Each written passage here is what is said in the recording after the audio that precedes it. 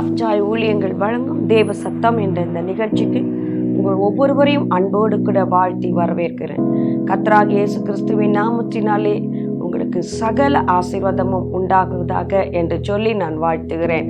இந்த நாளிலும் கூட நான் உங்களோடு நிற்பதிலே நான் கர்த்தருக்கு நன்றி சொல்லுகிறேன், தேவனை துதிக்கிறேன். கடந்த நிறைய பேர் என்னிடத்துல ஃபோன் பண்ணி கேட்டீங்க, சகோதரி யூடியூப்பில் இன்னும் உங்கள் மெசேஜ் வரலன்னு கேட்டுட்டு இருந்தீங்க. எங்கள் யூடியூப்பில் நீங்கள் என்னோடய மெசேஜை கர்த்தர் கொடுக்குற அந்த செய்திகளை நீங்கள் காண்பதிலே உங்கள் ஆர்வத்தை பார்த்து நான் கர்த்தருக்கு நான் நன்றி சொல்லுகிறேன். அதே சமயத்திலும் சரீரத்தில் சில பலவீனத்தின் நிமித்தமாக என்னால் கடந்து வந்து கர்த்தருடைய வார்த்தையை பகிர்ந்து கொள்ள முடியவில்லை. இந்த நாளிலும் கர்த்தர் தம்முடைய கிருபையினாலே என்னை தாங்கி இந்த இடத்திலே கர்த்தர் கொண்டு வந்து நிறுத்தி இருக்கிறார். உங்கள் ஒவ்வொருவரையும் இந்த நாளிலே நான் காண்பதிலே நான் கர்த்தருக்குள் மிகுந்த சந்தோஷம் அடைகிறேன். கர்த்தர் தாமே உங்கள் ஒவ்வொருவரையும் ஆசீர்வதிப்பாராக. தொடர்ந்து நாம் ஜெபிப்போம். இந்த நாளிலும் பரிசுத்த ஆவியானவர் நம்மோடு கூட இடைப்படும்படியாக, நம் ஒவ்வொருவரோடும் கூட கர்த்தர் பேசும்படியாக நம்மை தாழ்த்தி தேவனுடைய கரத்திலே நம்மை ஒப்பு கொடுத்து நாம் ஒவ்வொருவரும் கண்களை மூடி ஜெபிக்கலாமா? கர்த்தருடைய முகத்தை நோக்கி பார்க்கலாம். அன்பின் தகப்பனே, உம்மை நாங்கள் ஸ்தோத்தரிக்கிறோம், உம்மை துதிக்கிறோம் ராஜா. இந்த நாளுக்காக கர்த்தாவே நாங்கள் உம்மை ஸ்தோத்தரிக்கிறோம். மிகுந்த வாஞ்சையோடு தாகத்தோடு கூட உம்முடைய வார்த்தையை கேட்க, தேவ சத்தத்தை கேட்க ஆண்டவரே நாங்கள் ஆவலாக கூடியிருக்கிறோம் அப்பா. ஆண்டவரே ஒவ்வொருவரும் ஆவலாக வந்திருக்கிறாங்க ராஜா. நீங்க தான்ப்பா பேசணும் ஆண்டவரே. உமக்கு ஸ்தோத்திரம். நீர் ஆலோசனை கர்த்தர், நீர் யோசனையில் பெரியவர், நீர் சர்வ வல்லமையுள்ள தேவன். நீங்க பேசணும் டாடி, நாங்க கேட்கணும்ப்பா. நாங்கள் கேட்டு உம்முடைய சித்தம் என்னதென்று நாங்கள் அறிந்து கொண்டு தேவ சித்தம் செய்கிற பிள்ளைகளாய் நாங்கள் வாழ கர்த்தாவே நீர் எங்களுக்கு கிருபை கொடுக்க வேண்டுமாய் ஜெபிக்கிறோம். என் பலவீனத்திலே உம்முடைய பலன் பூரணமாய் விளங்கட்டும் அப்பா. என்னுடைய கிருபை உனக்கு போதும் என்று சொன்னீரே, உம்முடைய கிருபையை நான் சார்ந்து கொள்ளுகிறேன் தேவனே. முற்றிலுமாய் உம்முடைய கல்வாரி பலிபிடத்திலே தாழ்த்தி ஒப்பு கொடுக்கிறேன் அப்பா. நீங்க வெளிப்பட வேண்டும், நீங்க பெருகணும், நான் சிறுகணும் ராஜா. தேவநாமம் மகிமைப்பட வேண்டும். கேட்கிற ஜனங்கள் உம்முடைய சத்தத்தை கேட்க வேண்டும் ராஜா. உம்மை ஸ்தோத்தரிக்கிறோம். வாழ வைக்கிற உம்முடைய சத்தம், எங்களை ஆசீர்வதிக்கிற உம்முடைய சத்தம் ஆண்டவரே, எங்களை பாதுகாக்கிற உம்முடைய சத்தம், சகல நன்மைகளாலும் எங்களை நிரப்ப பண்ணுகிற உம்முடைய சத்தம் இந்த நாளிலே எங்கள் மத்தியிலே தொனிக்க வேண்டுமாய் ஜெபிக்கிறோம். உம்முடைய கரத்திலே எங்களை தாழ்த்துகிறோம். ஆசீர்வதியும் ஆண்டவரே. இயேசு கிறிஸ்துவின் நாமத்தினாலே ஜெபித்து ஜெயங்களை எடுத்துக்கொள்ளுகிறோம் எங்கள் பரலோகத்தின் நல்ல பிதாவே. ஆமேன், ஆமேன். இந்த நாளிலும் கூட தேவன் நம்மோடு கூட பேசும்படியாக என் உள்ளத்திலே பரிசுத்த ஆவியானவர் போட்ட அந்த வார்த்தையை நான் உங்களோடு கூட பகிர்ந்து கொள்வதிலே மிகுந்த சந்தோஷம் அடைகிறேன். இந்த நாளிலும் கூட கர்த்தர் நம்மோடு கூட பேசும்படியாக தெரிந்து கொள்ளப்பட்ட வேத பகுதிக்கு நேராக நாம் கடந்து போவோம்.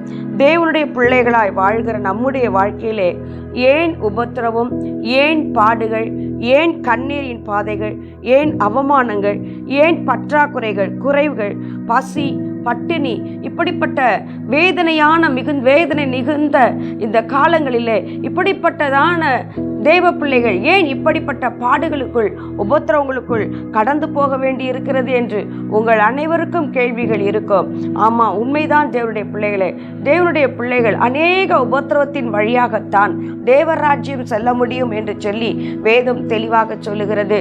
அது மாத்திரமல்ல, தாவீது பக்தன் சொல்லுகிறான், உபத்திரவத்தின் குகையிலே நான் என்ன செய்தேன், உம்முடைய பிரமாணங்களை நான் கற்றுக்கொள்ளுகிறேன் என்று தாவீது சொல்லுகிறான். அப்படிப்பட்ட உபத்திரவத்தின் பாதையிலே போகும்பொழுதுதான் தேவனுடைய வழிகளை நம்மால் புரிந்து கொள்ள முடியும், அறிந்து கொள்ள முடியும், அவருடைய பிரமாணங்களை நம்மால் கற்றுக்கொள்ள முடியும் தேவனுடைய பிள்ளைகளே. ஆதனால் தான் சில நேரங்களிலே கர்த்தர் நம்மை அந்த பாதைகளோட கூட நடத்த வேண்டியது அவசியமாய் இருக்கிறது. தேவன் தான் அதை நமக்கு அனுமதிக்கிறார். நம்முடைய தேவன் சகல நன்மைக்கும் ஊற்றுக்காரனராய் இருக்கிறாரே. அவர் அற்புதம் செய்கிறவர் தானே, அவர் அதிசயங்களை காண பண்ணுகிறவர் தானே. இம்மைக்கும் மறுமைக்கும் தேவையான எல்லாவற்றையும் அவருடைய திவ்ய வல்லமையினால் என்றால் நமக்கு தருகிறவர் தானே, நம்முடைய தேவன் தானே. அண்ட சராசரங்களையும் தம்முடைய வார்த்தையினால் உண்டாக்கி தம்முடைய வல்லமையினால் தாங்கி பிடித்திருக்கிறவர் தானே. அவர் ராஜாதி ராஜா, அவர் தேவாதி தேவன், அவர் கர்த்தாதி கர்த்தா. நாம் அவருடைய பிள்ளைகளாக இருக்கிறோமே, நம்மை ராஜாக்களாக ஆசாரியர்களாக தேவன் இந்த பூமியில் நம்மை வைத்திருக்கிறாரே. தேவனுடைய ராஜ்யத்தை நாம் இங்கு ருசித்துக் கொண்டிருக்கிறோமே. அப்படிப்பட்ட நாம், அப்படி தேவனுடைய அதிகாரத்தை பெற்றுக்கொண்ட நாம், தேவனுடைய ஆளுகைகளை பெற்றுக்கொண்ட நாம் ஏன் இந்த உபத்திரத்தின் பாதையிலே கடந்து போக வேண்டியதா இருக்கிறது என்று நீங்களும் யோசிக்கிறீர்கள் அல்லவா, நினைக்கிறீர்கள் அல்லவா? தேவன் நம் வாழ்வில் பாடுகள் உபத்திரவங்களை அனுமதிக்கிறார் என்றால் ஒன்றை நன்றாக புரிந்து கொள்ளுங்கள் தேவனுடைய பிள்ளைகளே, தேவன் நமக்கு நன்மை செய்வதற்காக மாத்திரமே அதை நம்முடைய வாழ்க்கையிலே அனுமதிக்கிறார். நம்மை உயர்த்தும்படியாக, அடுத்த லெவலுக்கு நம்மை உயர்த்தும்படியாக, நம்மை ஆசீர்வதிக்கும்படியாக, இப்பொழுது இருக்கிற இந்த சூழ்நிலைகளை மாற்றி மேலான அனுபவங்களுக்குள் கடந்து செல்லும்படியாக, நாம் இன்னும் தேவனை அறிந்து கொள்ளும்படியாக, தேவனை அறிகிற அறிவிலே நாம் வளரும்படியாக, மகிமையின் மேல் மகிமை அடையும்படியாக, அவருடைய வழிகளை நாம் புரிந்து கொள்ளும்படியாக சில வேளைகளே தேவன் நம்மை இப்படிப்பட்ட உபத்திரவத்தின் பாதையிலே, அந்த பாடுகளின் மத்தியிலே தேவன் நம்மை நடத்த நம்மை ஒப்புக்கொண்டிருக்கிறார். ஹல்லேலூயா சொல்லுவோமா? எதற்காக அந்த பாடுகள்? நம்மை உயர்த்துவதற்காக, தேவனை இன்னும் நாம் ருசிப்பதற்காக, அவரை அறிகிற அறிவிலே நாம் இன்னும் வளர்வதற்காகத்தான் இப்படிப்பட்ட பரீட்சைகளை எல்லாம் நம்முடைய வாழ்க்கையிலே தேவன் அனுமதிக்கிறார். தேவ பிள்ளைகளே, எதற்காக பரீட்சை வருகிறது?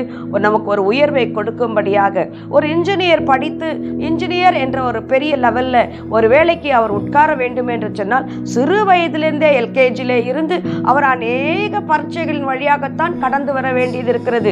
அதேதான் ஆவிக்குரிய வாழ்க்கையிலையும் நமக்கு நடக்கிறது. தேவனுடைய பிள்ளைகளே, நாம் அந்த உயர்வுக்கு நாம் வர வேண்டும் என்று சொன்னால் கர்த்தர் நமக்கு நியமித்திருக்கிற அந்த உயர்வுக்கு நாம் வர வேண்டுமே என்று சொன்னால் இந்த பாடுகள் வழியாக, இந்த உபத்திரத்தின் வழியாகத்தான் நாம் கடந்து போக வேண்டியது அவசியமாயிருக்கிறது. ஆகவே இந்த சூழலில் நாம் என்ன செய்ய வேண்டும்? தேவனை முறுமுறுக்க கூடாது, தேவனை மறுதலிக்க கூடாது. ஏன் இப்படிப்பட்ட பாடுகள் என்று சொல்லி அவரை நாம் எந்த கேள்வியும் கேட்கக்கூடாது. தேவ பிள்ளைகளே, அப்படி ஒரு நாளும் தேவனை பரீட்சை பாராதிருங்கள். நம் வாழ்வில் ஏன் இப்படிப்பட்ட காரியங்களை தேவன் அனுமதிக்கிறார்? வேதம் மிக தெளிவாக, மிக அழகாக நமக்கு வேதம் சொல்லுகிறது என்ன தெரியுமா? ரோமர் 8வது அதிகாரம் 28வது வசனம், அன்றியும் அவருடைய தீர்மானத்தின்படி அழைக்கப்பட்டவர்களாய் தேவனிடத்தில் அன்பு கூறுகிறவர்களுக்கு சகலமும் நன்மைக்கு ஏதுவாகவே நடக்கிறது என்று நாம் அறிந்திருக்கிறோம். ஹல்லேலூயா சொல்லுவோமா? தேவனுடைய பிள்ளைகளை நன்றாய் அறிந்து கொள்ளுங்கள். வேதம் நமக்கு தெளிவாக ஒரு வசனத்தை கர்த்தர் நமக்கு கொடுத்திருக்கிறார். அழகாய் நம்மை நடத்தபடியா எல்லா சூழ்நிலைகளுக்கும் இந்த வசனமானது மிகவும் நம்முடைய வாழ்க்கையிலே மிகவும் பொருந்தும். எனக்கு வேதத்திலே மிகவும் பிடித்த ஒரு வசனம் இந்த வசனம் தான். என் வாழ்க்கையிலே நான் எந்த பாடுகள் கடந்து வந்தாலும், உபத்திரத்தை கடந்து வந்தாலும், அவமானத்தின் நிந்தையின் பாதைகளை எதை கடந்து வந்தாலும் தேவனை முறுமுறுக்காதபடி, தேவனை குறை சொல்லாதபடி, அவரை பரீட்சை பாராதபடி என்னை காத்து கொள்ளுகிறது என் இருதயத்திலே தேவன் வைத்த இந்த வார்த்தை. ஹல்லேலூயா! ஏனென்றால் அவரிடத்தில் அன்பு கூறுகிறவர்களுக்கு சகலமும் நன்மைக்கு ஏதுவாகவே நடக்கிறது. இந்த ஒரு வார்த்தை நீங்களும் கூட இருதயத்தின் ஆழத்திலே, பரிசுத்த ஆவியானவர் உங்கள் இருதயத்திலே எழுதிவிட வேண்டும் என்று சொல்லி நான் மிகவும் வாஞ்சிக்கிறேன். இந்த வார்த்தை நமக்குள்ளே இருக்கும் பொழுது, நாம் எப்படிப்பட்ட சூழ்நிலையை நாம் கடந்து வரும்பொழுதும் நாம் இந்த வசனத்தை நோக்கி பார்த்து தேவனுக்கு நன்றி சொல்லுவோம். அப்படி நன்றி சொல்ல சொல்ல சொல்ல தேவ பிரசன்னம் நம்மை சூழ்ந்து கொள்ளுகிறது. அந்த பாதையை மிக எளிதாக கடந்து செல்லும்படி தேவன் நமக்கு உதவி செய்கிறார். நன்றாக புரிந்து கொள்ளுங்கள். நீங்கள் உபத்திரத்தின் பாடுகளின் மத்தியிலே நீங்கள் நடக்கும் பொழுது, நீங்கள் தேவனை முறுமுறுக்க அவரை குறை சொல்ல இப்படிப்பட்ட சூழலிலே நீங்கள் இருக்கிற வரைக்கும் உங்களுக்கு விடுதலை தள்ளிக்கொண்டே போகும், ஆசீர்வாதம் தள்ளிக்கொண்டே போகும். அதை மிக வேகமாக எளிதாக உங்களாலே அதை சுதந்திரித்துக் கொள்ள முடியாது. ஆனால் உபத்திரவங்கள் பாடுகள் நம் மத்தியிலே, நம் வாழ்க்கையிலே வரும்பொழுது, ஆண்டவரே நீர் எல்லாவற்றையும் நன்மைக்கு ஏதுவாகத்தான் எனக்கு நீர் செய்கிறீர் என்பதை நான் அறிந்திருக்கிறேன். இந்த சூழ்நிலையிலும் ஆண்டவரே நான் உமக்கு நன்றி சொல்லுகிறேன் என்று சொல்லி பாருங்களேன். சொல்லிதான் பாருங்கள். பாருங்களேன், கர்த்தரை ஸ்தோத்தரித்து பாருங்களேன். அவரை முறுமுறுப்பதை விட்டுவிட்டு, அவரை குறை சொல்லுவதை விட்டுவிட்டு, ஏன் ஆண்டவர் இப்படி இந்த பாதையிலே என்னை நடத்துகிறார் என்று அவரிடத்திலே கேள்வி கேட்பதை விட்டுவிட்டு, ஆண்டவரே நீர் சகலத்தையும் செய்ய வல்லமையுள்ள தேவன், இப்படி என் வாழ்க்கையிலே நடக்கிறது என்று சொன்னால் ஏதோ ஒரு திட்டத்தை, ஏதோ ஒரு நோக்கத்தை, ஏதோ ஒரு உயர்வை, ஏதோ ஒரு ஆசீர்வாதத்தை, ஏதோ ஒரு மகிமையை, ஏதோ ஒரு வல்லமையை தேவனே நீர் என்னுடைய வாழ்க்கையிலே வைத்திருக்கிறீரப்பா என்று சொல்லி, நீர் சகலமும் நன்மைக்கு ஏதுவாகத்தான் என் வாழ்க்கையிலே நடத்துகிறீர் ஆண்டவரே என்று சொல்லி நீங்கள் அவரை ஸ்தோத்தரித்து பாருங்களேன், அவரை மகிமைப்படுத்தி பாருங்களேன், அவரை துதித்து தான் பாருங்களேன், நன்றி ராஜா என்று சொல்லி பாருங்களேன். எவ்வளவு வேகமாக அந்த உபத்திரமும் பாடுகளும் உங்களை விட்டு ஓடி போய்விடும் தெரியுமா? அந்த சூழலிலும் நீங்கள் தேவனை மகிமைப்படுத்தும் பொழுது பரலோகத்தில் இருக்கிற தேவன் அதை பார்ப்பார். அவர் மகிழ்ச்சியினால் மகிழ்ந்து, அவர் களி கூர்ந்து சீக்கிரமாக உங்களுக்கு இறங்கி தேவன் பதில் கொடுப்பார். தேவ பிள்ளைகளே, நீங்கள் முறுமுறுக்கும் பொழுது நிச்சயமாய் தேவன் நம்மை விட்டு தள்ளி போகும்படியான ஒரு சூழ்நிலையை நாம் அனுபவிக்க வேண்டியதாக இருக்கும். அப்படி ஒரு எண்ணம் நமக்குள்ளே உண்டாகும். ஆனால் அதே சமயத்திலே தேவனை நீங்கள் துதித்து ஸ்தோத்தரித்து கர்த்தரிடத்திலே நீங்கள் நெருங்கி போகும் பொழுது தேவன் அந்த தீமையை நன்மையாக மாற்றுகிறாராம். நன்றாக தெரிந்து கொள்ளுங்கள், நம் வாழ்விலே போராட்டம், வேதனை, கண்ணீர், உபத்திரவம், பாடுகள், அவமானங்கள், இவை அனைத்தும் தேவன் இதன் ஒரு நோக்கத்தோடு கூட தான் நம்முடைய வாழ்க்கையிலே அனுமதிக்கிறார். ஏன் என்று சொன்னால், ஒரு நாளும் தேவன் நமக்கு தீமை செய்பவரே அல்ல. நன்றாக தெரிந்து கொள்ளுங்கள், தேவன் ஒரு நாளும் நமக்கு தீமை செய்பவரே அல்ல. அவருக்கு தீமை செய்ய தெரியாது என்பதுதான் முற்றிலுமான ஒரு உண்மையான கருத்து. ஆண்டவருக்கு தீமை செய்யவே தெரியாது. ஏனென்று சொன்னால் அவர் சகல நன்மைகளுக்கும் ஊற்றுக்காரராக இருக்கிறார் என்று வேதம் சொல்லுகிறது. அவர் நன்மை செய்கிற தேவன். அவருக்கு நன்மை செய்வது மாத்திரம்தான் தெரியுமே தவிர அவருக்கு தீமை செய்ய தேவனுக்கு தெரியவே தெரியாது. ஆனால் ஒன்றை ஆண்டவர் செய்கிறார், தேவ பிள்ளைகளுடைய வாழ்க்கையிலே வருகிறதான தீமைகளை கர்த்தர் நன்மையாக அதை மாற பண்ணுகிறார். ஹல்லேலூயா சொல்லுங்கள். யாருக்கு கர்த்தர் நன்மையாக மாற பண்ணுகிறார்? மறுபடியும் கூட அந்த வசனத்தை ஒரு முறை வாசிக்கலாமா? ரோமர் 8வது அதிகாரம் 28வது வசனம். அன்றியும் அவருடைய தீர்மானத்தின்படி அழைக்கப்பட்டவர்களாய் தேவனிடத்தில் அன்பு கூறுகிறவர்களுக்கு சகலமும் நன்மைக்கு ஏதுவாகவே நடக்கிறது என்று அறிந்திருக்கிறோம். தேவனுடைய தீர்மானத்தின்படி நீங்கள் அழைக்கப்பட்டு இருக்கிறீர்களா? அப்படியானால் நீங்கள் தேவனிடத்தில் அன்பு கூறுகிறவர்களா இருக்க வேண்டும் என்று சொல்லி தேவன் எதிர்பார்க்கிறார். தேவனிடத்தில் அன்பு கூறுகிறவர்களுக்கு சகலமும் நன்மைக்கு ஏதுவாகவே நடக்கிறது. யாருக்கு கர்த்தர் தீமை நன்மையாய் மாற பண்ணுகிறார்? அன்பு கூறுகிறவர்களுக்கு. யாரிடத்தில்? தேவனிடத்தில் அன்பு கூறுகிறவர்களுக்கு தேவன் தீமையை நன்மையாக மாற்றுகிறார். இதை ருசித்தவர்கள் தான் சொல்ல முடியும். ஃபாதர் பெர்க்மான்ஸ் பாடுறார் பாருங்க, அன்பு கூறுவேன் இன்னும் அதிகமாய், ஆராதிப்பேன் இன்னும் ஆர்வமாய் என்று சொல்லி ஃபாதர் பெர்க்மான்ஸ் பாடுகிறார். ஏன் தெரியுமா? அவர்கள் எல்லாம் இந்த அனுபவத்திற்கு ஊடாக கடந்து தேவனை ருசித்தவர்கள், தேவனுடைய நன்மையை ருசித்தவர்கள், தேவனுடைய அன்பு எவ்வளவு பெரிதென்று ருசித்தவர்கள் தான் இப்படியான பாடல்களை பாட முடியும். தீமையை மாற்றி நன்மை வந்த பிறகு அல்ல தேவனிடத்தில் அன்பு கூறுவது. தீமையிலே இருக்கும் பொழுது, அந்த பாடுகள் உபத்திரத்திலே நடந்து கொண்டிருக்கும் பொழுது பரிசுத்தவான்கள் தேவனை துதிப்பார்கள், தேவனை ஆராதிப்பார்கள். ஏன் ஆண்டவரே இப்படி தீமை? ஏன் ஆண்டவரே இப்படி உபத்திரவம்? ஏன் ஆண்டவரே எனக்கு இந்த பாடு? ஏன் ஆண்டவரே எனக்கு இந்த அவமானம்? ஏன் ஆண்டவரே எனக்கு இந்த நிந்தை? இப்படி ஒரு நாளும் பரிசுத்தவான்கள் தேவனிடத்திலே கேள்வி கேட்பது இல்லை. ஏனென்றால் அவர்கள் தேவனிடத்திலே அன்பு கூறுகிறவர்கள். எந்த சூழ்நிலையிலும், அதாவது திருமணம் ஆகும் பொழுது ஒருவருக்கு ஒருவர் உடன்படிக்கை செய்து கொள்வோம். எப்படி கணவன் மனைவி உடன்படிக்கை செய்து கொள்வார்கள்? இன்பத்திலும் துன்பத்திலும், இன்பத்திலும் துன்பத்திலும் மரணமே நேரிடுகிறதாய் ஆனாலும் உங்களை விட்டு என்னை என்ன செய்ய முடியாது? ஒன்று பிரிக்க முடியாது. நான் பிரிந்து போக மாட்டேன். நன்மையிலும் தீமையிலும் உங்களோடு கூட இணைந்திருப்பேன். ஒரு கணவன் மனைவியினுடைய பந்தமே அவ்வளவு பெரிய பந்தமாய் இருக்குமானால் சர்வ வல்லமையுள்ள தேவனோடு கூட நாம் உறவு வைத்திருக்கோமே, அது எவ்வளவு அதிகமாக இருக்கும். ஒரு கணவன் மனைவியும் அந்த உடன்படிக்கையின் பந்தத்திற்குள்ளே உடன்படுவது போல்தான் ஆண்டவரோடு கூட நாம் உடன்பட்டு இருக்கிறோம். எந்த துன்பமானாலும் சரி, சரி, இன்பமானாலும் சரி, ஆண்டவரே உம்முடைய அன்பிலிருந்து என்னை பிரிக்க முடியாது. இதை அனுபவித்த பவுல் சொல்லுகிறார், நிறைய பாடுகள், உபத்திரவங்கள், கண்ணீரின் பள்ளத்தாக்கின் அனுபவங்கள், அவரை போல பாடு அனுபவித்தவர்கள் இருக்க முடியாது. தேவனுடைய சுவிசேஷத்திற்காக அப்படி கட்டப்பட்டு இருந்த அந்த பவுல் சொல்லுகிறார், தேவனுடைய அன்பிலிருந்து ஒன்றும் என்னை பிரிக்க முடியாது. இன்னும் எவ்வளவு துன்பங்கள் வந்தாலும் சரி, துயரங்கள் வந்தாலும் சரி, தேவனுடைய அன்பிலிருந்து பிரிக்கவே முடியாது. அந்த சாத்ராக் மேஷாக் ஆபேத்நேகோ சொல்றாங்க பாருங்க, நாங்கள் இடைவிடாமல் ஆராதிக்கிற தேவன் எங்களை விடுவித்தாலும் சரி, விடுவிக்காமல் போனாலும் சரி, நீர் நிறுத்தின அந்த பொற்சிலையை வணங்க மாட்டோம். ஏனென்று சொன்னால் தேவன் மேல் அப்படிப்பட்ட ஒரு அன்பு, அளவுக்கு அதிகமான ஒரு அன்பு, அந்த அன்பிற்கு ஈடு இணை எதுவுமே கிடையாது.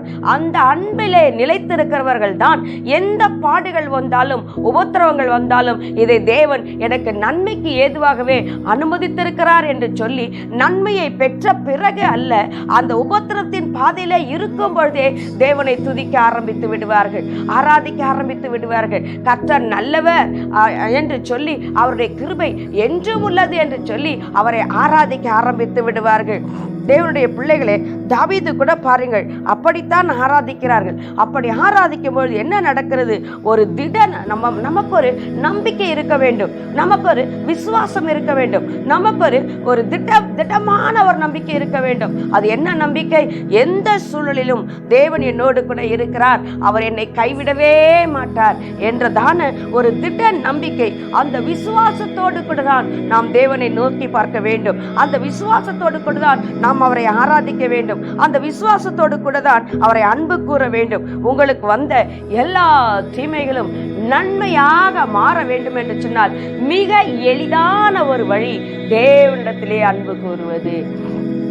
தேவனிடத்திலே எப்படி அன்பு கூற முடியும்? தேவனை துதிப்பது, தேவனை ஆராதிப்பது, தேவனிடத்திலே ஜெபிப்பது, தேவனோடு கூட உறவு கொள்வது, வேதத்தை இரவும் பகலும் வாசிப்பது, அதை தியானிப்பது, கர்த்தருடைய வார்த்தையிலேயே நிலைத்திருப்பது, அவருடைய சத்தத்திற்கு செவி கொடுப்பது, இப்படியெல்லாம் அந்த உபத்திரத்தின் பாதையிலே நாம் வாழும் பொழுது தேவன் நமக்கு வந்த எல்லா தீமைகளையும் அவர் நன்மையாக மாற பண்ணுகிறார். அதனால்தான் சங்கீதக்காரன் தாவீது சொல்லுகிறான், கர்த்தர் நல்லவர் என்பதை நீங்கள் ருசித்து பாருங்கள். கர்த்தர் மேல் நம்பிக்கையா இருக்கிற மனுஷன் பாக்கியவான். யார் மேல் அந்த நேரத்தில் நம்பிக்கையா இருக்க வேண்டும்? தேவன் மேல் நம்பிக்கையா இருக்க வேண்டும். தேவன் மேல் நம்பிக்கையா இருக்கிற அந்த சூழலிலும், உபத்திரவத்திலும், பாடுகளிலும், நம்முடைய பற்றாக்குறைகளிலும், நம்முடைய கண்ணீரின் பாதையிலும் நாம் இருக்கும் பொழுது, நம்முடைய வியாதி நேரத்திலும், வாதை நம்மை நெருக்கி கொண்டு இருக்கும் பொழுதும், பலவித பிரச்சனைகளுக்கூடாக நாம் போகும் பொழுதும், தேவனையே நாம் நம்பி இருக்கும் பொழுது கர்த்தர் நல்லவர் என்பதை ருசித்து பாருங்கள் என்று நம்மால் சொல்ல முடியும். தேவ அன்பை அந்த நேரத்திலே நம்மால் ருசிக்க முடியும். தேவனுடைய மகிமை நம்மை சூழ்ந்து கொள்ளும், தேவனுடைய பிரசன்னம் நம்மை சூழ்ந்து கொள்ளும். அந்த மகிமையினாலே நிரம்பி இருக்கும் பொழுது மிக எளிதாக அந்த பாடுகளின் பாதையை, உபத்திரத்தின் பாதையை நாம் கடந்து போக முடியும். அங்கு தாவீது சொல்லுகிறார் பாருங்கள், கர்த்தரை நான் எக்காலத்திலும் ஸ்தோத்தரிப்பேன், அவர் துதி எப்போதும் என் வாயில் இருக்கும். எந்த சூழ்நிலை தெரியுமா இவர் சொல்லுகிறார்? அவர் ராஜாவான பின்பு இந்த அதை சொல்லவில்லை. அவர் எந்த சூழ்நிலை சொல்லுகிறார் என்றால், சங்கீதம் 34வது அதிகாரத்தின் அந்த ஹெட்டிங்கை நீங்கள் வாசித்து பார்ப்பீர்கள் என்று சொன்னால், தாவீது அபிமெலேக்கு முன்பாக வேஷம் மாறின போது அவனால் துரத்திவிடப்படுகையில் பாடின சங்கீதம். பாருங்கள், அங்கு தாவீது ராஜாவான பின்பு அதை பாடவில்லை. அவன் எப்பொழுது பாடுகிறான்? அங்கு சவுலினால் துரத்தப்பட்டு கொண்டு இருக்கிறான். பல இடங்களுக்கு அவன் வனாந்தரங்களிலும் கெபிகளிலும் ஒளிந்து திரிகிறான். அவன் தங்குவதற்கு, இளைப்பாறுவதற்கு இடமில்லாதபடி ஓடுகிறான். அந்த நேரத்திலே பெலிஸ்தீன் ராஜாவாகிய அபிமெலேக்கு ராஜாவிடத்திலே போய் புகலிடம் கேட்க வேண்டும் என்று சொல்லி போகிறான். அந்த இடத்திலே சவுலின் ஆட்கள் இவர்களுக்கு முன்பாக போய் தாவீதை பிடிக்கும்படியாக வகை தேடி கொண்டிருக்கிறார்கள்.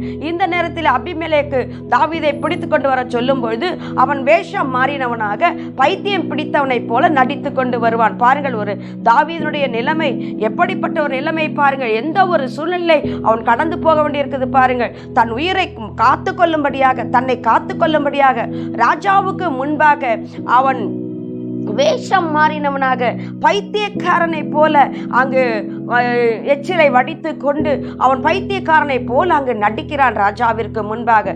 அப்பொழுது ராஜா பார்த்துவிட்டு, ஒரு பைத்தியக்காரனை என்னிடத்திலே கொண்டு வந்திருக்கிறீர்களே என்று சொல்லி தாவீதை துரத்தி விடுகிறான். பாருங்கள், அப்படி ராஜா தாவீதை துரத்தி விட்ட பொழுது, அனாதையாக நின்ற பொழுது, திக்கற்று நின்ற பொழுது, எல்லாரையும் அவன் இழந்து நின்ற பொழுது, அவன் துரத்தப்பட்டு கொண்டிருக்கும் பொழுது, தன்னுடைய உயிருக்கு பாதுகாப்பு இல்லை என்ற சூழ்நிலையிலே அவன் கைவிட்ட பொழுது, அந்த வேளையிலே தான் சொல்லுகிறான், நான் கர்த்தரை எக்காலத்திலும் ஸ்தோத்தரிப்பேன், அவர் துதி எப்பொழுதும் என் வாயில் இருக்கும் என்று. பாருங்கள் தேவனுடைய பிள்ளைகளே, உங்களால் அப்படி சொல்ல முடியுமா? நம்மால் அப்படி சொல்ல முடியுமா?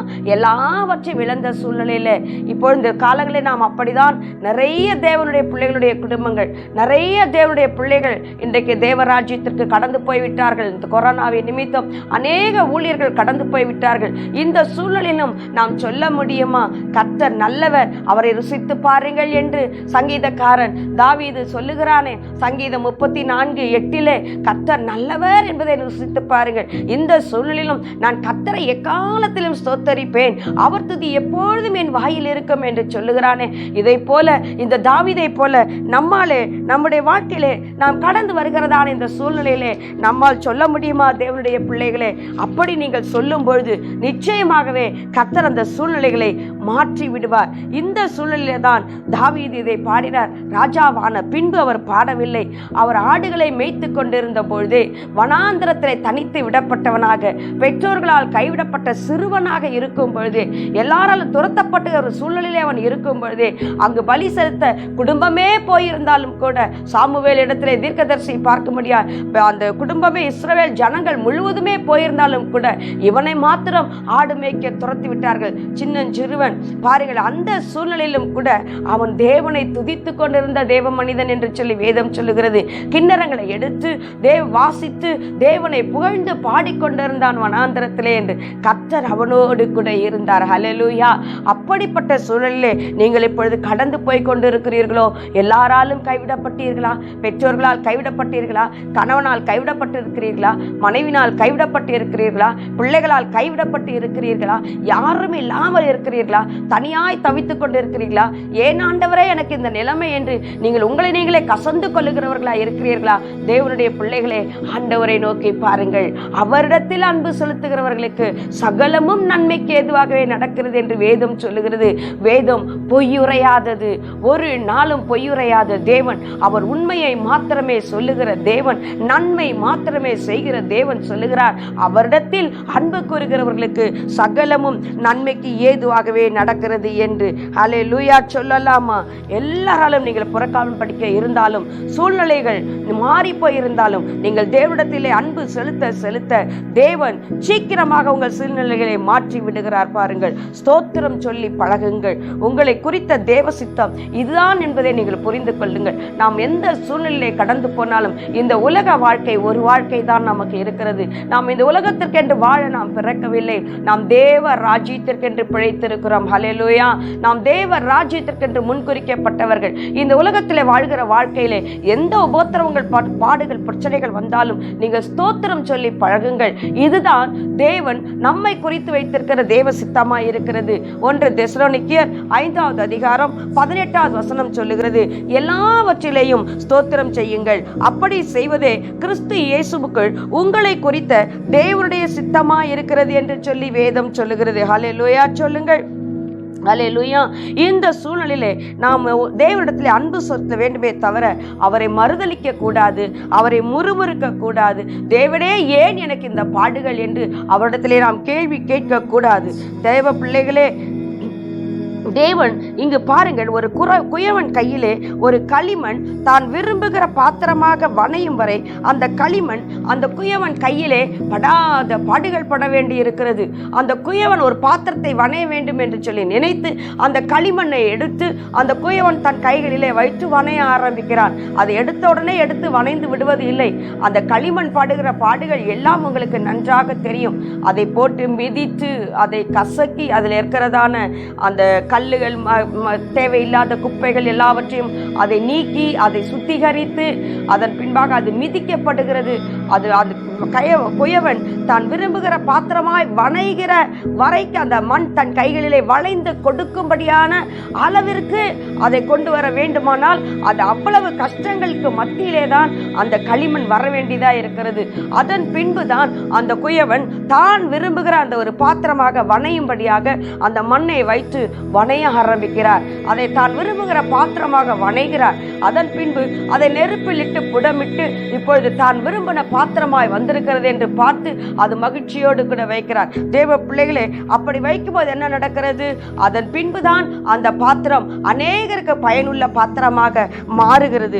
தேவனுடைய பிள்ளைகளே, உபத்திரவத்திலே நீங்கள் மேன்மை பாராட்டுங்கள். தேவனுடைய கரத்திலே அவர் விரும்புகிற பாத்திரமாய் நீங்கள் உருவாக்கப்படுகிறீர்கள் என்பதை மறந்து போகாதிருங்கள். உங்களுக்கு உபத்திரவம் பாடுகள் வரும்பொழுது நினைத்துக் கொள்ளுங்கள், நாம் தேவனுடைய கரத்திலே இருக்கிறோம். ஹல்லேலூயா சொல்லுங்கள். நீங்கள் பாடுகளிலே கடந்து போகும்போது, உபத்திரத்திலே கடந்து போகும்போது, கண்ணீரின் பாதையிலே கடந்து போகும் பொழுது, ஒருவேளை நீங்கள் ஜீவனே ஏன் ஜீவனோடு கூட இருக்கிறோம் என்றதான சூழ்நிலைக்கு நேராய் தள்ளப்பட்டாலும் கூட அந்த நிலையிலையும் தெரிந்து கொள்ளுங்கள், நாம் தேவனுடைய கரத்தில் இருக்கிறோம் என்று சொல்லி. ஹல்லேலூயா. தேவன் நம்முடைய பரம குயவன் நம்மை வணைந்து கொண்டிருக்கிறார் என்பதை நீங்கள் புரிந்து கொள்ளுங்கள். எதற்காக தேவன் அப்படி வணைந்து கொள்ளுகிறார்? நீங்கள் அநேகருக்கு பிரயோஜனம் உள்ள பாத்திரமாக, அநேக ஆயிரங்களுக்கு, அநேக லட்சங்களுக்கு பிரயோஜனம் உள்ள பாத்திரமாக நீங்கள் மாற வேண்டும் என்பதற்காகவே தேவன் உங்களை வணைந்து கொண்டிருக்கிறாரே தவிர தேவன் உங்களை ஒரு நாளும் கைவிடவே இல்லை. நான் உன்னை விட்டு விலகவும் இல்லை, உன்னை கைவிடவும் இல்லை என்று சொன்ன தேவன் ஒரு நாளும் அவர் உங்களை விட்டு விலகவே இல்லை. நன்றாக தெரிந்து கொள்ளுங்கள் தேவனுடைய பிள்ளையே.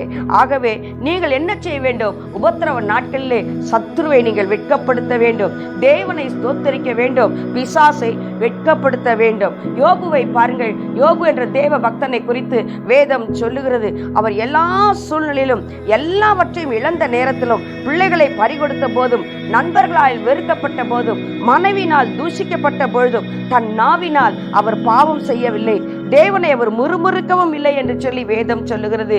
யோபு 1வது அதிகாரம் 21வது வசனம் வாசித்து பாருங்கள். நிர்வாணியாய் என் தாயின் வயிற்றிலிருந்து வந்தேன், நிர்வாணியாய் நான் அவ்விடத்திற்கு திரும்புவேன். கர்த்தர் கொடுத்தார், கர்த்தர் எடுத்தார், கர்த்தருக்கு ஸ்தோத்திரம். ஹல்லேலூயா. அடுத்த வசனம் சொல்லுகிறது, யோபு 1:22, இவை எல்லாவற்றிலும் யோபு பாவம் செய்யவும் இல்லை, தேவனை பற்றி குறை சொல்லவும் இல்லை. ஹல்லேலூயா. பாருங்கள், தேவனை பற்றி ஒரு வார்த்தை கூட அவர் குறை சொல்லவே இல்லையா, தன்னுடைய வாயினால் பாவம் செய்யவே இல்லையா. ஒரே நாளிலே எல்லாவற்றையும் இழந்து போனார். ஆடு, மாடு, ஒட்டகங்கள், கழுகுகள், கோவேறு கழுதைகள், எல்லா நிலங்கள், சொத்துக்கள் எல்லாவற்றையும் ஒரே நாளிலே இழந்து போனார். அது மாத்திரமல்ல, தான் பாசமாய் வைத்திருந்த, தான் ஜீவனை கொடுத்து பெற்றெடுத்த 10 பிள்ளைகள், ஜீவனாய் நேசித்த 10 பிள்ளைகள் எங்கு அவர்கள் பாவம் செய்து விடுவார்களோ என்று சொல்லி அவர்களுக்காய் தேவனுக்கு பலி செலுத்திக் கொண்டிருந்த ஒரு தேவ மனிதன்.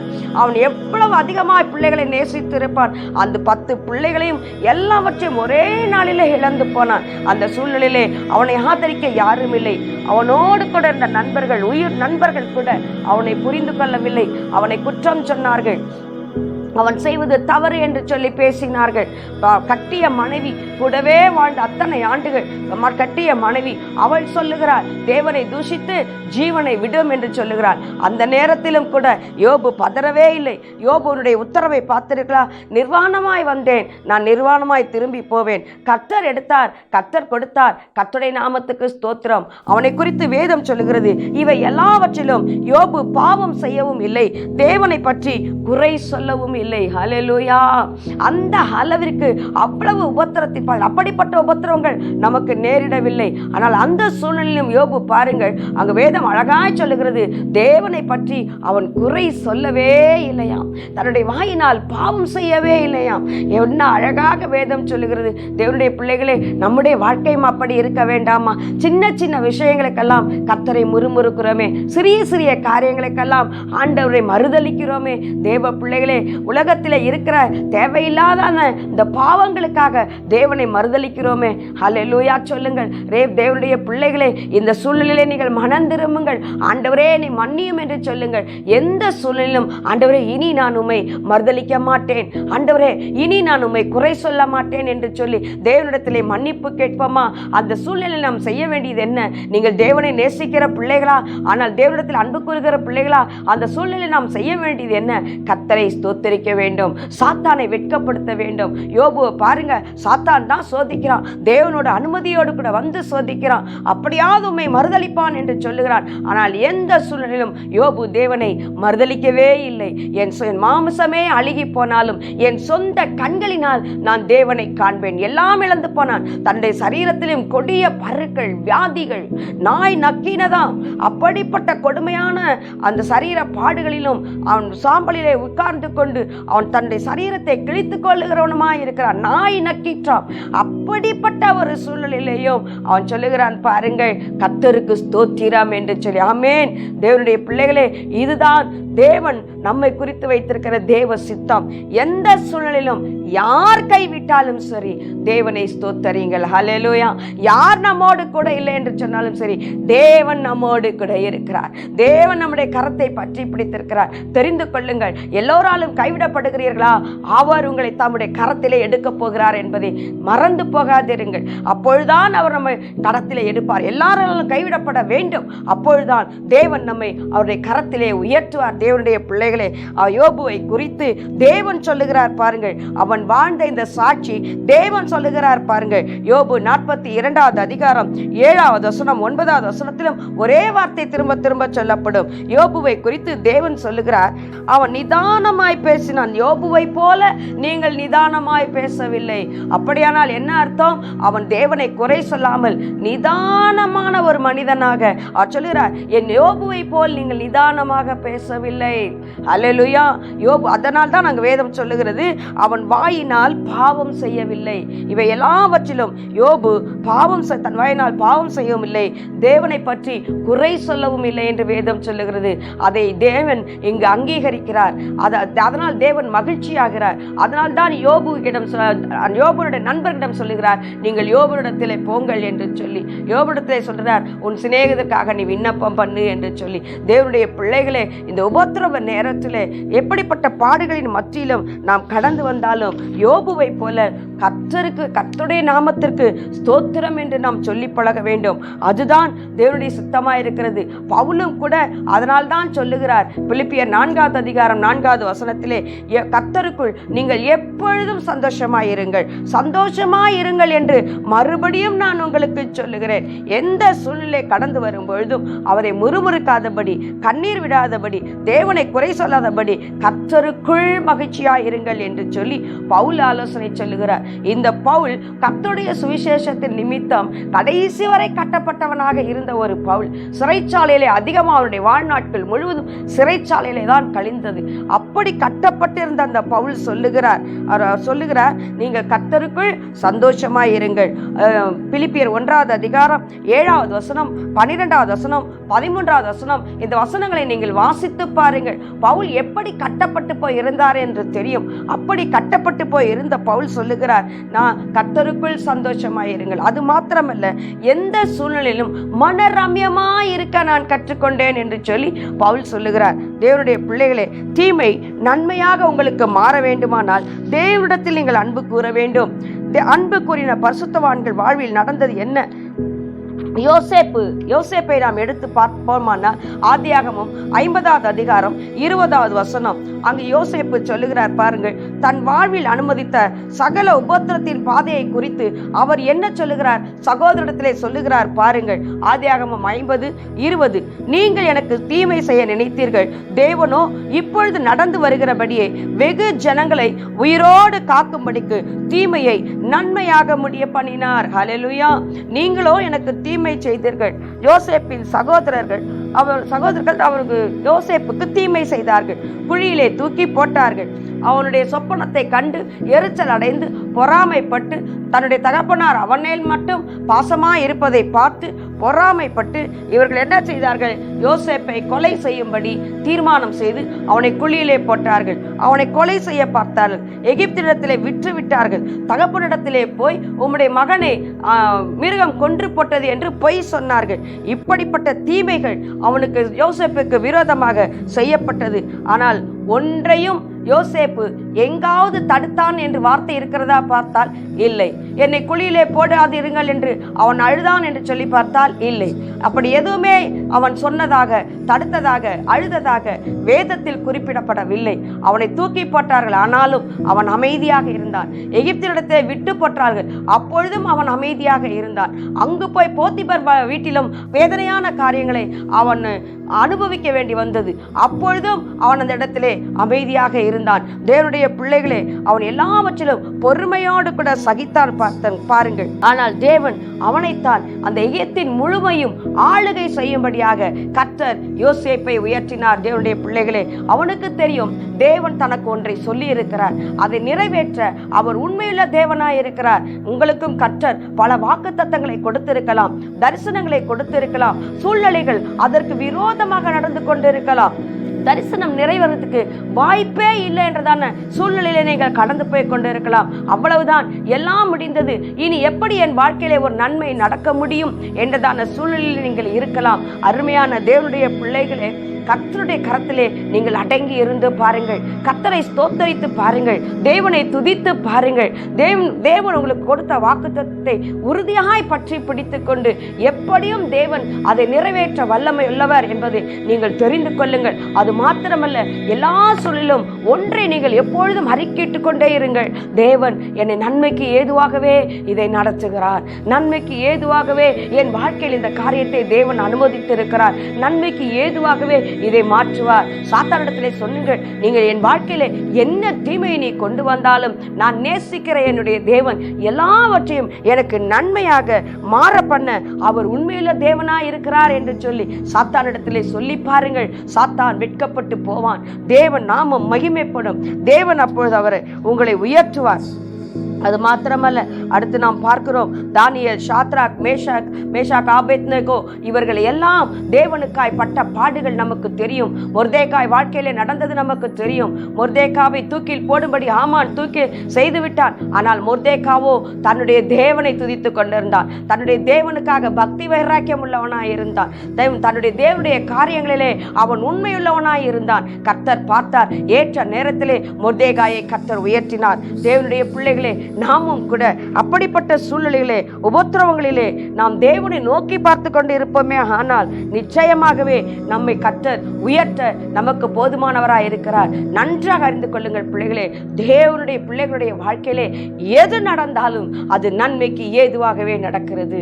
தேவனிடத்திலே அன்பு கூறுகிறவர்களுக்கு அது நன்மைக்கு ஏதுவாகவே இருக்கிறது. ஏன் இவ்வளவு பரிசுத்தவான்களை பார்த்தோம். நம் அருள்நாதர் இயேசு கிறிஸ்துடைய வாழ்க்கையை பாருங்கள். அவர் சிருஷ்டி கர்த்தர். தான் சிருஷ்டித்தவர்களிடம் அவர் சிக்கினார். அவர்தான் எல்லோரையும் சிருஷ்டித்தார். மனிதர்களை சிருஷ்டித்தது அவர்தான். தான் உண்டாக்கின மனிதர்கள் அவரிடத்திலே அவர்கள் சிக்கினார் பாருங்கள். அவரை சின்ன பின்னமாக்கினார்கள். இயேசுவை சிலுவையிலே தொங்க விட்டார்கள், அவமானப்படுத்தினார்கள். அப்பொழுதும் அவர் அவர்களுக்காய் வேண்டுதல் செய்தார் பாருங்கள். ஏனென்று சொன்னால் தன்னுடைய தேவன் யார் என்பதை அவர் அறிந்து வைத்திருந்தார். அவர் தேவனிடத்திலே அன்பு கூறுகிறாய் நமக்கு முன்மாதிரியாக வாழ்ந்து காட்டினார் நம் அருள்நாதர் இயேசு கிறிஸ்து. ஹல்லேலூயா. அவர் எந்த சூழ்நிலையிலும் தேவனை மாத்திரமே சார்ந்திருந்தார். தேவனை மாத்திரமே நோக்கி பார்த்தவராய் இருந்தார். கல்வாரி சிலுவிலையும் தேவனை நோக்கி பார்த்து ஜெபிக்கிறவராக இருந்தார். அப்படிப்பட்ட அதனால் சாத்தான் அவருக்கு தீமை செய்யும்படியாக நினைத்தான். கல்வாரி சிலுவையிலே அவரை தொங்கவிட்டு கொன்றுவிட வேண்டும் என்று சொல்லி நினைத்தான். சாத்தான் இயேசுவுக்கு தீமை செய்யும்படியாக வழிவகுத்தான். ஆனால் தேவனோ ஆண்டவரோடு கூட இருந்தார். ஹல்லேலூயா. தேவனோ அவன் தலையை நசுக்கி கர்த்தர் தன் மரித்தோரிலிருந்து அவர் உயிர்த்தெழும்படியாக செய்து அந்த உயிர்த்தெழுதலின் மகிமையை அவர் பெற்றுக்கொண்டு உயிர்த்தெழுந்தவராக ஜீவனுள்ள தேவனாக அவர் எழும்பும்படி கர்த்தர் அவரோடு கூட இருந்தார். அது மாத்திரமல்ல தேவ பிள்ளைகளே, அந்த உயிர்த்தெழுதலின் மகிமையிலே பங்கு நமக்கு கொடுக்கும்படியாக நன்மையாக கர்த்தர் மாற்றினார். அல்லேலூயா. சாத்தான் இயேசுவுக்கு செய்த அந்த தீமையை தேவன் நன்மையாக மாற்றினார். தேவ பிள்ளைகளே, இந்த நாளிலும் கூட நம்மையும் கூட தேவன் அப்படி மாற்ற உண்மையுள்ள தேவனாய் இருக்கிறார். உங்கள் வாழ்க்கையிலே சத்ருவானவன் தீமைகளை செய்தானோ, தீமையை கொண்டு வந்தானோ, உங்கள் வாழ்க்கை அவ்வளவுதான் முடிவுக்கு வந்துவிட்டது என்றதான சூழ்நிலைக்கு கொண்டு வந்தானோ, நீ ஏன் இன்னும் உயிரோடு இருக்கிறாய், நீ மரித்து போனால் நல்லது என்று மரணத்துக்கு ஏதுவான பாதையிலே சாத்தான் உங்களை நடத்தினானோ, உங்கள் வாழ்க்கையில் இருந்த எல்லாவற்றையும் பிடுங்கிக் கொண்டானோ, எல்லாம் உங்களை விட்டு கடந்து போனதோ, எல்லாவற்றையும் நீங்கள் இழந்து தவிக்கிறீர்களோ, கணவனை இழந்து தவிக்கிறீங்களா, மனைவி இழந்து தவிக்கிறீர்களா? தேவனுடைய பிள்ளைகளே, இன்றைக்கு சபைகளிலே நெருக்கம், எங்க பார்த்தாலும் சபைகளிலே நெருக்கம், ஊழியர்களுடைய வாழ்க்கையிலே நெருக்கம், பண நெருக்கம் ஒரு வழியிலே மிகவும் இந்த உலகத்திலே இப்பொழுது பண நெருக்கம் மிகுந்த பாடுகளுக்குள்ள மத்தியிலே தேவ ஜனங்கள் கடந்து போக வேண்டியதான ஒரு சூழ்நிலை. இந்த சூழ்நிலையிலும் ஒன்றை அறிந்து கொள்ளுங்கள், தேவனுடைய பிள்ளைகளுடைய வாழ்க்கையிலே வருகிற சகலமும் நன்மைக்கு ஏதுவாகவே கர்த்தர் மாற்றுகிறார் என்பதை நீங்கள் மறந்து போகாதிருங்கள். ஹல்லேலூயா. கடந்த நாளிலும் கூட என்னுடைய வாழ்க்கையிலும் கூட எத்தனையோ பாடுகள், உபத்திரவங்கள், கண்ணீரின் பாதைகளிலே, அவமானங்களிலே, நிந்தைகளிலே நான் கடந்து வந்தாலும் என்னுடைய வாழ்க்கையிலே ஆழமாய் தேவன் என் இருதயத்தில் எழுதி வைத்த வார்த்தை இந்த வார்த்தை தான். தேவனிடத்தில் அன்பு கூறுகிறவர்களுக்கு சகலமும் நன்மைக்கு ஏதுவாகவே நடக்கிறது என்று இந்த நாளிலும் கூட இந்த 1.5 மாதங்களாக கூட நான் மிகவும் வியாதி படுக்கையிலே கிடக்க வேண்டிய ஒரு சூழ்நிலை வந்தது. திடீரென்று சொல்லி என்னுடைய வயிறு மிகப்பெரியதாக வீங்கி, மிகப்பெரிய அளவில் வீங்கி, டாக்டர் சொன்னாங்க அது லிவரில் டேமேஜ் ஆகிருக்கு, கிட்னியில் டேமேஜ் ஆகிருக்கு, கணையத்தில் டேமேஜ் ஆகிருக்கு, ஆப்ரேஷன் செய்ய வேண்டிய சூழ்நிலை. ஆனாலும் நான் தேவனை மாத்திரமே பார்த்தவளாக, தேவனை மாத்திரமே நோக்கி பார்த்தவளாக, அப்பொழுது நான் தேவனை முறுமுறுக்கவே இல்லை. மிகவும் வருத்தமான ஒரு சூழ்நிலை, மிகவும் கடினமான ஒரு பாதை, என்னால் தாங்க முடியாத ஒரு வேதனை.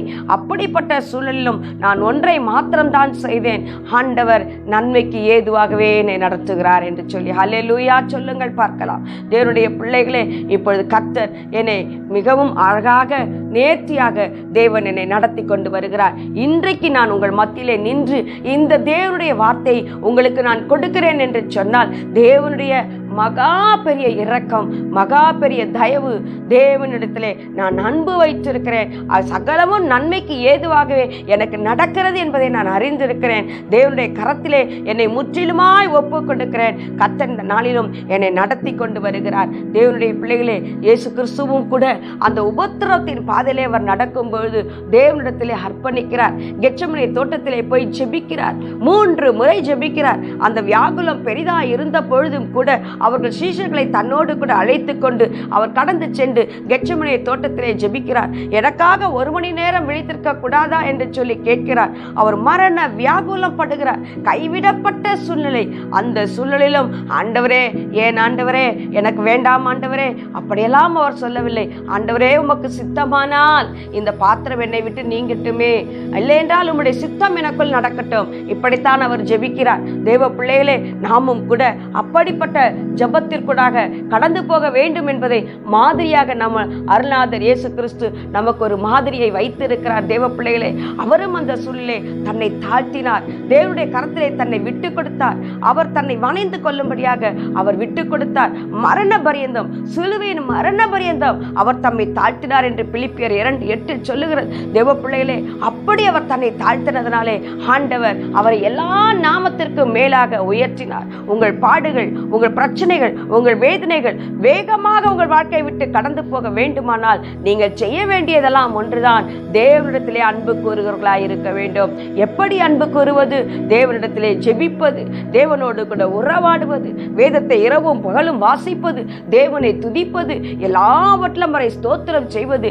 இப்படி ஒரு அணு தினமும் நம்மை தேவனுடைய கரத்திலே ஒப்புக்கொடுத்து, பலிபிடத்திலே நம்மை ஒப்புக்கொடுத்து, அணு தினமும் நம்மை தேவனுடைய பலிபிடத்திலே பலியாக நம்மை ஒப்புக்கொடுத்து அனுதினமும் ஆண்டவரே நான் தவறு செய்திருக்கிறேனா என்று சொல்லி நம்மை நாமே ஆராய்ந்து பார்த்து அனுதினமும் அவருடைய கரத்திலே நம்மை ஒப்பு கொடுத்து அனுதினமும் தேவனோடு கூட உறவாடி அவருக்குள்ளே நாம் வளரும் பொழுது, நாம் அவருடைய கரத்திலே நம்மை ஒப்பு கொடுக்கும் பொழுது, ஆண்டவர் எப்படி வணைய சித்தமா இருக்கிறீரோ அப்படி நீர் வணைந்து கொள்ளும் ஆண்டவரே என்று சொல்லி நம்மை நாமே அவருடைய கரத்திலே ஒப்பு கொடுக்கும் பொழுது தேவன் நம்மை வணைந்து கொள்ள உண்மையுள்ள தேவனாக இருக்கிறார். தேவனுடைய பிள்ளைகளே, ஆகவே இந்த நேரத்திலும் கூட நம்மை அவருடைய கரத்திலே ஒப்பு கொடுக்கலாமா?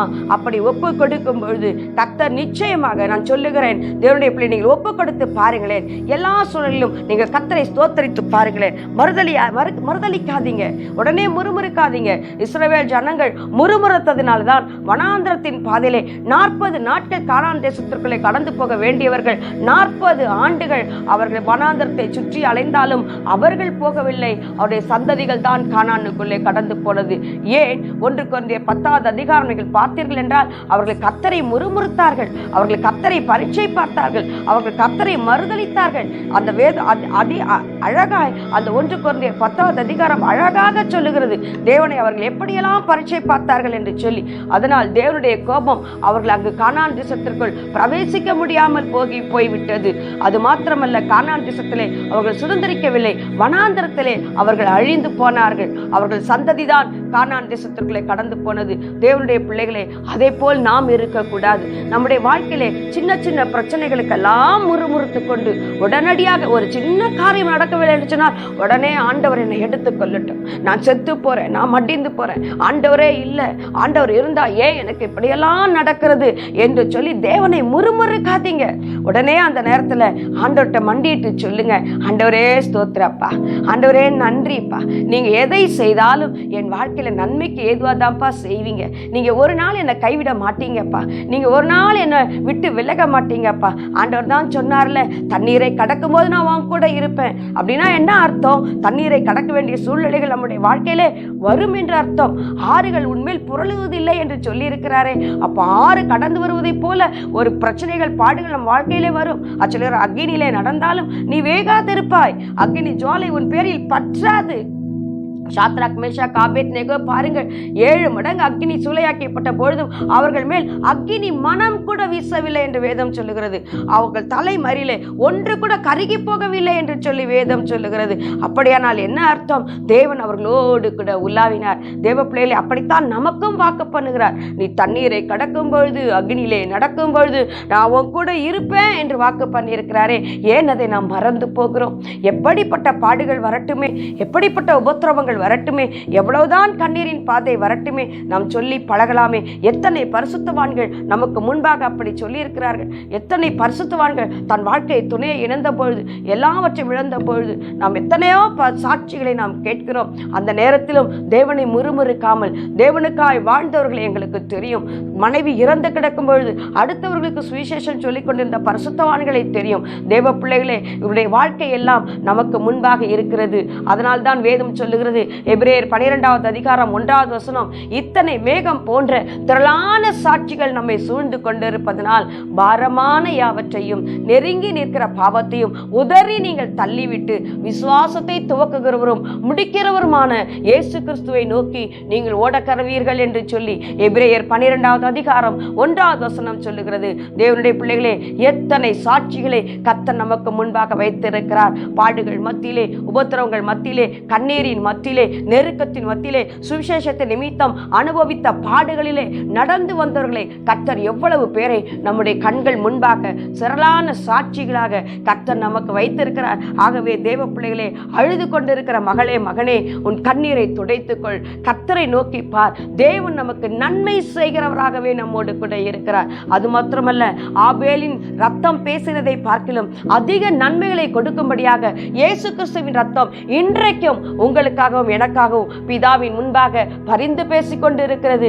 இன்றைக்கும் அடிக்கப்பட்ட வண்ணமாய் இருக்கிற ஆட்டுக்குட்டியானவராக பிதாவுக்கு முன்பாக நம்முடைய ராஜாதி ராஜா, நம்முடைய கர்த்தாதி கர்த்தா, நம்முடைய தேவாதி தேவன் இயேசு கிறிஸ்து உனக்காகவும் எனக்காகவும் பரிந்து பேசுகிற தேவனாக இருக்கிறார். ஆவியானவர் நமக்காக பரிந்து பேசிக் கொண்டிருக்கிறார். தேவ பிள்ளைகளே, இத்தனை பெரிய வாக்கு தத்தங்கள் நமக்கு இருக்கும் பொழுது, இவ்வளவு பெரிய தேவன் நமக்காய் பெரிய காரியங்களை செய்து கொண்டு இருக்கும் பொழுது நாம் நாம் ஏன் கலங்க வேண்டும்? நாம் ஏன் அழ வேண்டும்? நாம் ஏன் அதைரியப்பட வேண்டும்? தேவ பிள்ளைகளே, தைரியப்படுவோமா? நமக்கு ஒரு தேவன் உண்டு, நம்மை விசாரிக்கிற ஒரு தேவன் உண்டு, நம்முடைய கவலைகளை மாற்றுகிற ஒரு தேவன் உண்டு. ஆகவே உங்கள் கவலைகளை எல்லாவற்றையும் அவர் மேல் வைத்து விடுங்கள் என்று சொல்லி வேதம் சொல்லுகிறது. தேவனுடைய பிள்ளைகளே, எல்லாவற்றையும் அவர் மேல் வைத்துவிட்டு கர்த்தர் நம்மை நடத்துவதற்கு அவருடைய கரத்திலே நம்மை ஒப்புக் கொடுக்கும் பொழுது மிக எளிதாக அந்த பரம குயவன் நம்மை வணைந்து கொள்ளுகிறார். அது மாத்திரமல்ல, நம்ம அநேகருக்கு ஆசீர்வாதமான பாத்திரமாக தேவன் மாற்றுகிறார். உங்கள் வாழ்க்கையிலே சகலமும் நன்மைக்கு ஏதுவாகவே கர்த்தர் நடத்துகிறார். இன்றைக்கு கர்த்தர் உங்களுக்கு வாக்கு பண்ணுகிறார், உன் வாழ்க்கையிலே நடக்கிற எதுவானாலும் கர்த்தர் நன்மைக்கு ஏதுவாகவே உன்னை நடத்துகிறார் என்று சொல்லி கர்த்தர் உங்களுக்கு வாக்கு பண்ணுகிறார். ஆகவே இந்த நாளிலும் நாம் அவரை நோக்கி பார்க்கலாமா? அவரிடத்திலே மனம் திரும்பலாமா? ஆண்டவரே, இது நாள் வரைக்கும் நான் உம்மை அறியாதபடி நான் உம்மை முறுமுறுத்து விட்டேன் ஆண்டவரே என்று சொல்லி ஆண்டவரிடத்திலே மன்னிப்பு கேட்கலாமா? இனி நான் மறுதலிக்க மாட்டேன் ஆண்டவரே, இனி நான் முறுமுறுக்க மாட்டேன் ஆண்டவரே. ஆண்டவரே, நீர் என்னோடு கூட இருக்கிறீரப்பா, நீர் என்னை ஜெயத்தின் பாதையிலே நடத்துவீரப்பா என்று சொல்லி அவரிடத்திலே நாம் சொல்லலாமா? நாம் ஜெபிக்கலாமா? ஆகவே நீங்கள் இருக்கிற இடங்களிலே முடிந்தால் முழங்கால் படியிட்டு உங்கள் கரங்களை கர்த்தருக்கு நேராக உயர்த்தி கர்த்தரை நோக்கி பார்த்து நாம் ஜெபிக்கலாமா? தகப்பனே, நாங்கள் உம்மை ஸ்தோத்தரிக்கிறோம் ஆண்டவரே, உம்மை துதிக்கிறோம் ஆண்டவரே. தகப்பனே, உமக்கு நன்றியப்பா, நன்றி ராஜா, நன்றியப்பா. எங்களோடு கூட பரிசுத்த ஆவியானவர் இந்த நாளில் விடைபட்டு இருக்கிறீர் ராஜா. சகலமும் நன்மைக்கு ஏதுவாக எங்கள் வாழ்க்கையிலே நடக்கிறது என்று சொல்லுகிறீர் ஆண்டவரே. ரிபாலா ஷேகா துடாரா பாதலா, சபையிலே பல குழப்பங்கள் உங்களுக்கு ஏற்பட்டு இருக்கிறதா? சபையினரால் புறக்கணிக்கப்பட்டு இருக்கிறீர்களா? சபையார்கள் உங்களை கைவிட்டு விட்டார்களா? லீகா துடாரா பாதாரா, பரிசுத்த ஆவியானவர் சொல்லுகிறார், நன்மைக்கு ஏதுவாகவே உங்களுக்கு நடக்கிறது. எந்த இடத்திலே வெட்கப்பட்டீர்களோ சகோதரனே, லீகா துடரபா, அதே இடத்திலே கர்த்தர் உங்கள் தலையை உயர்த்த போகிறார். புகழ்ச்சியும் கீர்த்தியுமாக கர்த்தர் நான் உன்னை வைப்பேன் என்று சொல்லி கர்த்தர் உங்களுக்கு வாக்கு பண்ணுகிறார். வெட்கப்பட்டு போய் இருக்கிறீர்களோ, தள்ளப்பட்டு போய் இருக்கிறீர்களோ, தேவனே என்று சொல்லி அவருடைய பாதத்திலே கதறிக்கொண்டு இருக்கிறீர்களோ, ஏன் என் வாழ்க்கையிலே இப்படிப்பட்ட பாடுகள் என்று கதறிக்கொண்டு இருக்கிறீர்களோ, கர்த்தர் சொல்லுகிறார், சகலமும் நன்மைக்கு ஏதுவாகவே நான் உனக்கு நடத்துகிறேன். ரிபாலா சாந்தா ராகா துடா ரிகா துடாரா பாலாபா. ஆவியிலே நிறைந்து ஜெபிக்கலாமா? ரிபாலா ஷேகா துராபாதரா. எல்லாவற்றிலும் ஸ்தோத்திரம் செய்யுங்கள், அதுவே உங்களை குறித்து தேவனுடைய சித்தமாயிருக்கிறது என்று சொன்னாரே. இப்பொழுது நீங்கள் ஸ்தோத்தரிக்கலாமா? நீங்கள் இப்பொழுது இருக்கிற இந்த சூழ்நிலைக்காக ஆண்டவரே ஸ்தோத்திரம் என்று சொல்ல முடியுமா? இந்த வியாதியின் பாதையிலே நான் இவ்வளவு கடுமையான வேதனை படுகிறேனே, அதற்கு நன்றி ஆண்டவரே என்று சொல்ல முடியுமா? அதற்காக நான் உம்மை ஸ்தோத்தரிக்கிறேன் என்று சொல்லிதான் பாருங்களேன், கர்த்தருடைய விடுதலை நீங்கள் அனுபவிப்பீர்கள். தகப்பனே, உமக்கு ஸ்தோத்திரம், இந்த பாதைக்காக ஸ்தோத்திரம், நீர் அனுமதித்த இந்த பாதைக்காக ஸ்தோத்திரம் சொல்லி பாருங்க. வாழ்க்கையிலே பிரச்சனையா, போராட்டமா, எல்லாரும் உங்களை கைவிட்டு விட்டார்களா? மிகவும் பிரியமானவர்கள் உங்களை விட்டு போய்விட்டார்களா? மிகவும் பிரியமானவர்களை நீங்கள் இழந்து விட்டீர்களா? மறித்து விட்டீர்களா? ஐயோ, என்னால் இந்த வேதனை தாங்கவே முடியவில்லை, யார் என்னை ஆறுதல் படுத்தக்கூடும் என்று சொல்லி கலங்கி கொண்டிருக்கிறீர்களா? ஆண்டவரிடத்திலே ஒப்புக்கொடுங்கள் தேவ பிள்ளையே. சகலமும் நன்மைக்கு ஏதுவாகவே நடக்கிறது என்று சொல்லியிருக்கீங்க டாடி. ஆகவே இந்த நேரத்துக்காக நாங்களுமே ஸ்தோத்திரிக்கிறோம். இப்படிப்பட்ட பாடுகளுக்காக ஆண்டவரே, நீர் எங்கள் வாழ்க்கையிலே அனுமதித்த இந்த வேலைக்காக தேவனே நாங்களுமே ஸ்தோத்திரிக்கிறோம் என்று சொல்ல முடியுமா? கரங்களை உயர்த்தி பிதாவை நோக்கி பார்த்து, நம்முடைய குமாரனாகிய இயேசுவை பார்த்து ஆவிக்குள் நிரம்பி சொல்லுங்கள், ஆண்டவரே உமக்கு நன்றி, என் தேவனே உமக்கு நன்றி சொல்லுகிற உங்கள் மேல் தேவ பிரசன்னம் இப்பொழுது இறங்குகிறது, தேவ வல்லமை இறங்குகிறது, கர்த்தருடைய உயிர்த்தெழுந்த மகிமை இறங்குகிறது. ஸ்தோத்தரிங்க தேவ பிள்ளைகளே, ஸ்தோத்திரம் சொல்லுங்க, நன்றாய் ஸ்தோத்தரிங்க. தகப்பனே, உமக்கு ஸ்தோத்திரம். கர்த்தர் கொடுத்தார், கர்த்தர் எடுத்தார், கர்த்தருடைய நாமத்திற்கு ஸ்தோத்திரம் சொல்லுங்க, சொல்லுங்க, சொல்லுங்க. ஹல்லேலூயா. லீகா ஜூடா ரபா தீராபா லபா ரபா. சொல்லுகிற பொழுதே தேவ மகிமை உங்கள் மேல் இறங்கி வருகிறது. சகலம் நன்மைக்கு ஏதுவாக மாற்றுகிற தேவன் இதோ இப்பொழுதே உங்களுக்கு நன்மைகளை உண்டாக பண்ணுகிறார். ரிபாலா ஷேகா தூரா தூரா பௌதரா பலா பரபா. ஆண்டவர், கொடிய வியாதினாலே அவதிப்படுறீங்களா? சொல்லுங்க. கேன்சரா, நீங்க மரித்துடுவீங்கன்னு சொல்லிட்டாங்களா? ஸ்தோத்திரம் சொல்லுங்க. ஆண்டவரே நன்றிப்பா, நான் சாகாமல் பிழைத்திருந்து கர்த்தருடைய செய்கைகளை நான் விவரிக்க போகிறேன், கர்த்தரனை நன்மையாய் நடத்த போகிறார். நன்றி சொல்லுங்க, நன்றி சொல்லுங்க. ஸ்தோத்தரிங்க, ஸ்தோத்தரிங்க. எந்த இடத்துல எல்லாம் வியாதி இருக்கிறதோ அந்த இடத்துல எல்லாம் கரங்களை வைத்து கர்த்தரை ஸ்தோத்தரிங்க. லிக்க ஜுட ரபதர போதிரா ரிபாலா ஷேகதரா இயேசு கிறிஸ்துவின் நாமத்தினாலே இப்படிப்பட்ட வியாதியின் பிடியிலிருந்து ஜனங்களை இயேசுவின் நாமத்தில் விடுவிக்கிறோம் கர்த்தாவே. நீர் அனுமதித்த இந்த பாதைகளுக்காக ஸ்தோத்திரம். நீர் இவர்களை விடுவிப்பது மாத்திரமல்ல, இவர்களை கொண்டு அநேக ஆயிரங்களை விடுவிக்கும்படியாக கர்த்தர் இந்த பாதையிலே நீ நடத்தினபடியால் உமக்கு நன்றி செலுத்துகிறோம். ஆண்டவரே, அன்றியும் உம்முடைய தீர்மானத்தின்படி அழைக்கப்பட்ட உம்மால் தெரிந்து கொள்ளப்பட்ட உம்முடைய பிள்ளைகளுக்கு சகலமும் நன்மைக்கு ஏதுவாகவே, உம்மிடத்தில் அன்பு கூறுகிறவர்களுக்கு சகலமும் நன்மைக்கு ஏதுவாகவே நடக்கிறபடியால் நாங்கள் உம்மை துதிக்கிறோம், உம்மை ஸ்தோத்தரிக்கிறோம், நன்றி செலுத்துகிறோம் ராஜா. உமக்கு நன்றி, உமக்கு நன்றி. வேலை இல்லாதவர்களுக்கு கர்த்தர் வேலையை வாய்க்க பண்ணுவீராக, திருமண காரியத்தை வாய்க்க பண்ணுவீராக. திருமணத்திலே தடை வந்து கொண்டே இருக்கிறதா, நன்றி சொல்லுங்க. தேவன் நன்மைக்கு ஏதுவாகவே நடத்துகிறார். உங்களுக்கு என்று ஒரு நல்ல பெஸ்டை தேவன் வைத்திருக்கிறார். நீங்கள் அதை சீக்கிரம் பெற்றுக் கொள்ளுவீர்கள். தகப்பனே, உமக்கு நன்றி. உடைய கரத்திலே ஒப்புக்கொடுக்கிறோம். ஆசீர்வதி இயேசுவின் நாமத்தில் பிதாவே, ஆமென், ஆமென்.